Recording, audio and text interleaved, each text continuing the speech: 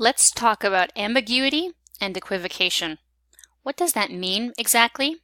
Well, ambiguity is when the meaning of a word or a phrase or a sentence is uncertain. It's not entirely clear, and in fact, there could be more than one meaning. For example, Sarah gave a bath to her dog wearing a pink t-shirt. Well, wait a minute. Is the dog wearing the pink shirt? Or is it Sarah? It's not entirely clear. I have never tasted a cake quite like that one before. Well, is the cake a good cake or is it terrible? We can't tell because of the way the sentence is written in an ambiguous manner. Did you see her dress? Well, are they talking about her clothes or do we see her actually getting dressed?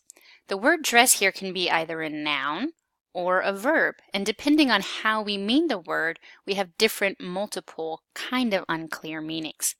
This leads us to the idea of a fallacy of equivocation. A fallacy is a false or an incorrect argument, and what happens is sometimes we come up with the wrong conclusion because of the double meaning of a word. The fallacy of equivocation is an argument that uses one word to mean two different things. And it's a problem when we mistakenly think those two things are equal or they are the same. It happens when we mistakenly equate two different meanings of one word. Let me show you an example. A centipede has 100 feet. Therefore, a centipede is about a third the size of a football field. Well, even though we're talking about feet in both sentences, my second sentence is not correct. In the first one, we're using the word feet to talk about the things that we walk on. But in the second sentence, we're using the word feet to describe a unit of measurement. We're using different kinds of feet, and so we can't go from one sentence to the other. That's the wrong way to do an argument. That's a fallacy. Here's another example. This diamond tiara is about 2 pounds. Therefore, the tiara costs around $3.35.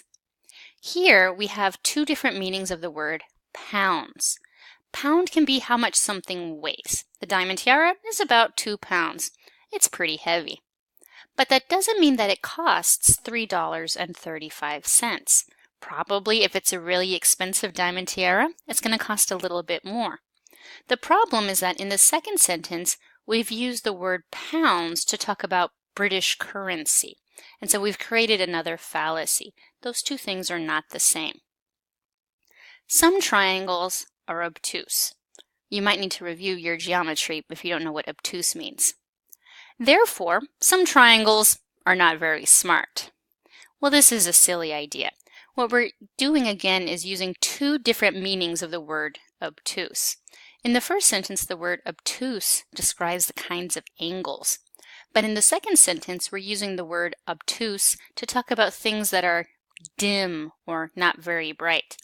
These two sentences don't match up together, and so we have a fallacy of equivocation. All right? This happens because we're switching the meaning.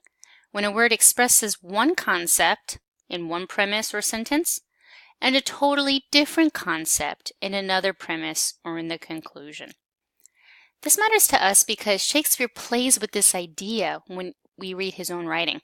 He uses things like secrets and lies to access deception as a tool to move stories along or to produce plot twists.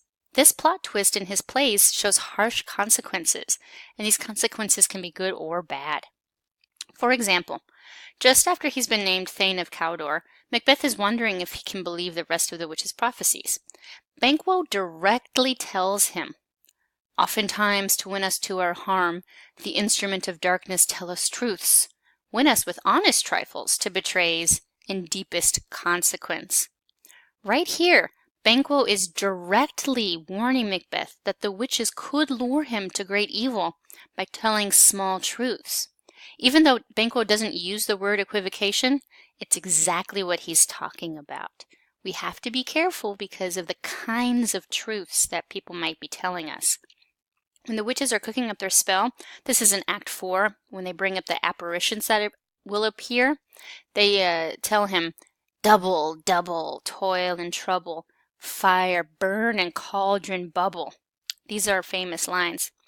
The very purpose of these witches' words is to twist them. They twist words, they use ambiguities, and they mislead Macbeth. So we need to be careful of these half-truths, especially if you get a hold of the wrong half. So you have your packet that asks you to explore this idea of equivocation or faulty reasoning in Macbeth. Remember, in Macbeth, things aren't always what they seem. Characters are saying one thing, but meaning another to lie like truth. So we have this idea of equivocation. We have a double meaning, and that double meaning is created because we have ambiguous or unclear expressions, especially in order to mislead. So take a look on the left. The witches tell Macbeth that he will never be conquered until great Birnam Wood to high Dunsinane Hill shall come against him. All right, well, it sounds good, right? It sounds like Macbeth will never be conquered until the woods come to get him. But we know better. We know that there's a tree carried in the child's hand, the actual ghost that appears, and he's showing just how Birnam Wood will come to Macbeth's castle. In fact, it will be carried by soldiers who use branches and saplings as camouflage. We have another example. The second apparition, this is the one that's the bloody child, and he advises Macbeth to be bloody, bold, and resolute, laugh to scorn. The power of man, for none of woman born, shall harm Macbeth. Awesome. It sounds like no man can harm Macbeth, because every man is born of a woman. But we know they are warning him about Macduff. At the end of the play, in his last battle, Macbeth learns that Macduff was from his mother's womb untimely ripped. Cesarean section babies don't count. Ripped isn't born. Same thing happens a little bit with Lady Macbeth. In Act 1, she says to Duncan, "All our service in every point twice done, and then done double were poor and single business to contend against those honours deep and broad wherewith your majesty loads our house for those of old, and the late dignities heaped up to them will remain dependents who will pray for you." All right? But we know, even though it sounds like a nice thing, she's showing false respect to King Duncan when he enters Macbeth's castle. She tells him that he has given them many honors, and it's nothing compared to the honors they have given him. She does not mean anything she's saying to Duncan, because inside, she actually wants to get rid of him. In Act 3, Lady Macbeth says to her guests, "My lord is often thus, and hath been from his youth. Pray you, keep seat. The fit is momentary. Upon a thought he will again be well." Here, what she's doing is she's saying that her husband is sick. She wants her guests to believe he is sick with a physical illness. But she's using a play on words here. She's hiding the idea that she truly means he's sick of the mind. He's crazy. Finally, we have some equivocation with Macbeth himself. In Act 2, he says, "Oh, yet I do repent me of my fury, that I did kill them," when he's talking about killing the guards.